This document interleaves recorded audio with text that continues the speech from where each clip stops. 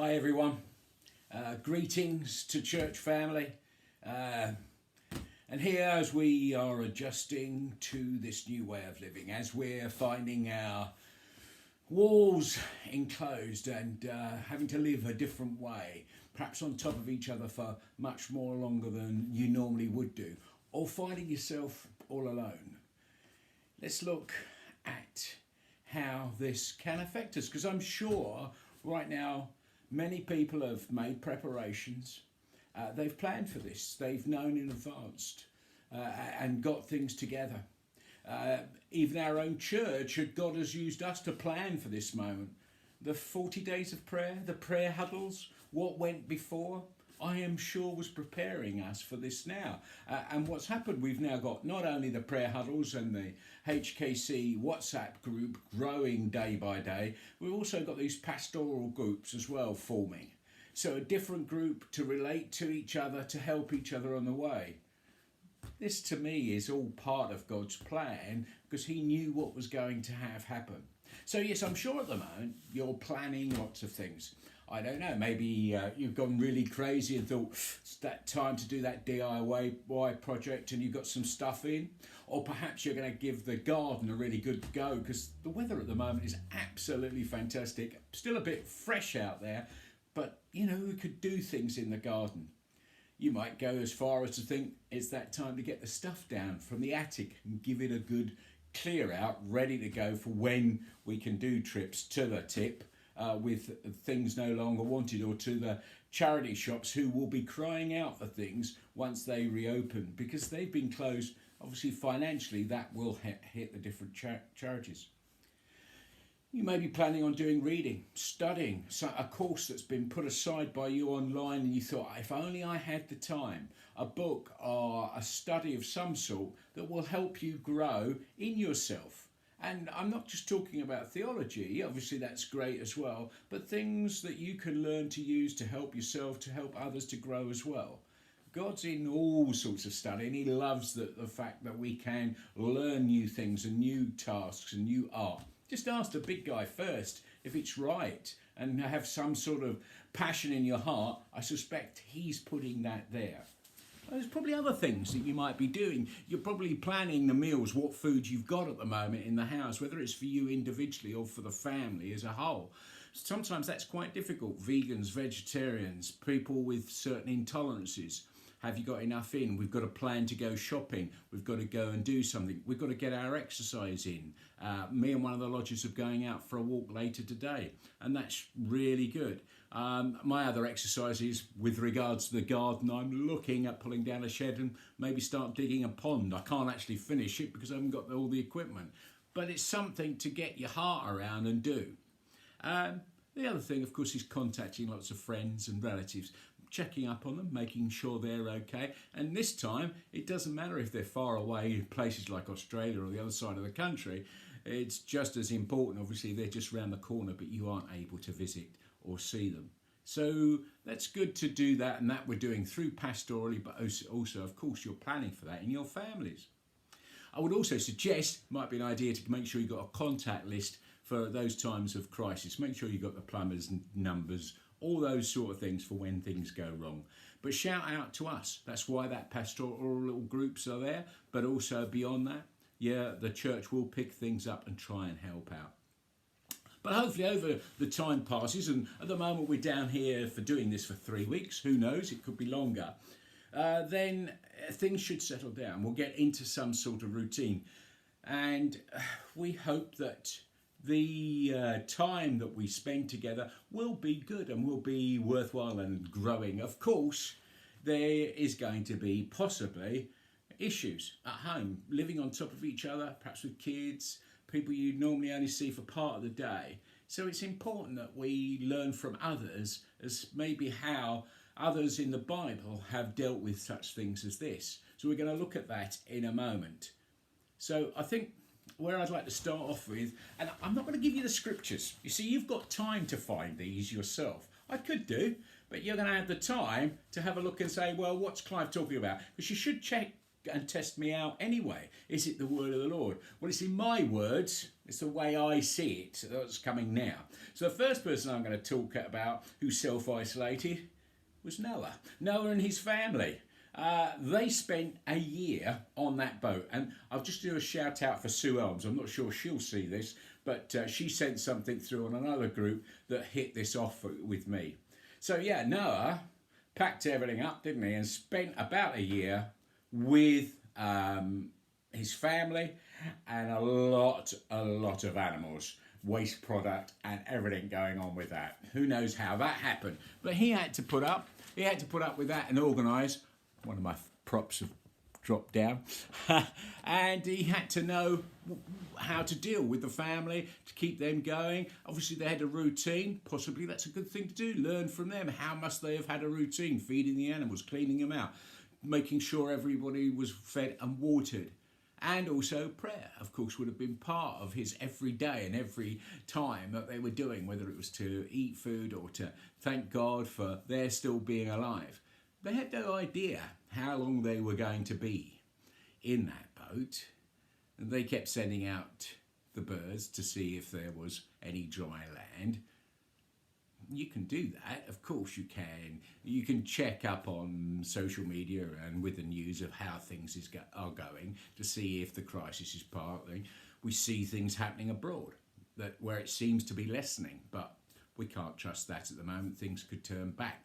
So there's nothing wrong with checking up and seeing what's happening, but with other people as well. So that was a year Noah had. Contemplate on what he went through in his family, stuck in that one area upon the seas, not knowing his future at all. So who else in the Bible? Well, Rahab was not allowed with her family to leave their home for at least a week. They spent time where they couldn't go out. We've got 3 weeks, so we're going to be doing more than that. But because there was fear as well. In any time where the persecuted church has to take cover and self-isolate by running into the woods or the forests, into the jungles, or even changing countries, they become isolated. They become isolated from the way they lived, the way they felt, the way they did. Well, what do? They pull together. In some of these refugee camps, they build churches and meet together and they help each other out. And that's what we can do, although at a distance. That's why we're now live streaming on a Sunday. How that's going to happen this weekend is all in the planning stage, and I'm sure others will tell you more as we get closer to that. Another time in the Bible, 539 BC, there was a prohibition against any form of prayer. Now we know this has happened, these things where the king has said, you'll only pray to me, or you'll only pray for a golden calf, or you'll only do that. Now, a great thing again about being persecuted in any way is nobody knows if you're praying inside. But of course it meant that Christians could not meet together, or those of the faith, the Jewish faith as it was back then, could not meet together, because as soon as they did, they knew what they were doing. They were getting together to pray. So they were isolated in amongst the rulers of their land, those that felt bad about them or wanted to do them harm. Hey, some people have it really bad when they're in isolation, but they still turn to God. They're still open and honest about God, and they'll still pray and show their beliefs. You may have heard on Sunday, Mark mentioned, should we put Christmas lights up in the window? Not done it yet, but Mark, I have got the candle lit. Might be something I'm going to dig out some lights and stream them up, so they know that there's life in the town as they look out of their front windows. If the few people walking to exercise will see there's some form of life. That's a way of showing out. Well, what else in the Bible? There was Paul. He was under house arrest for a long time, and yet he managed to write letters to the Ephesians, the Colossians, Philippians, and the Hebrews. Not bad, and those letters were pretty good.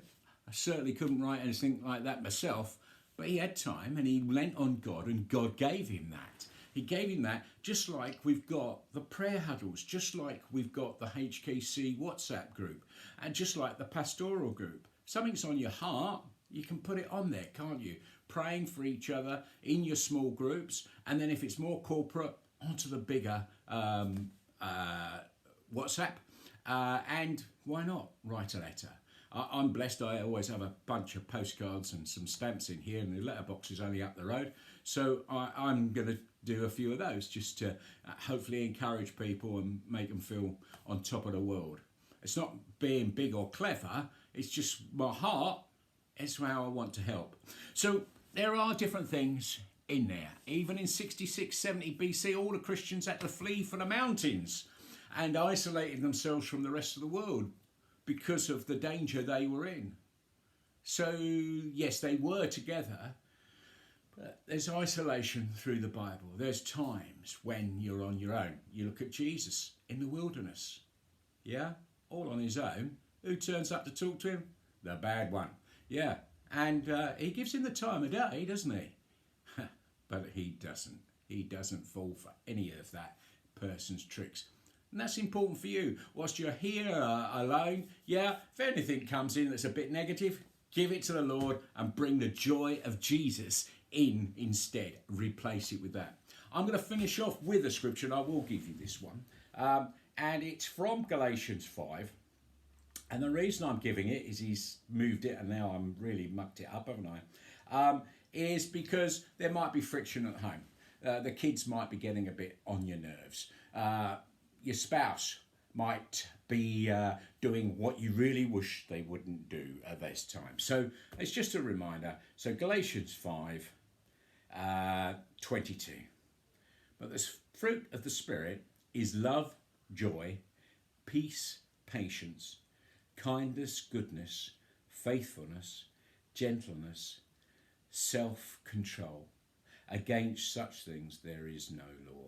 And those who belong to Jesus Christ have crucified the flesh with its passions and desires. So when you got that moment, when you can get away from the tumult of kids or family members or even worries and concerns because members may be poorly elsewhere, think about it, go into the Bible, perhaps look at one of these stories I've mentioned or Galatians 5 and just think on it, meditate on it, get stuff from God. So as I close with a blessing on you all.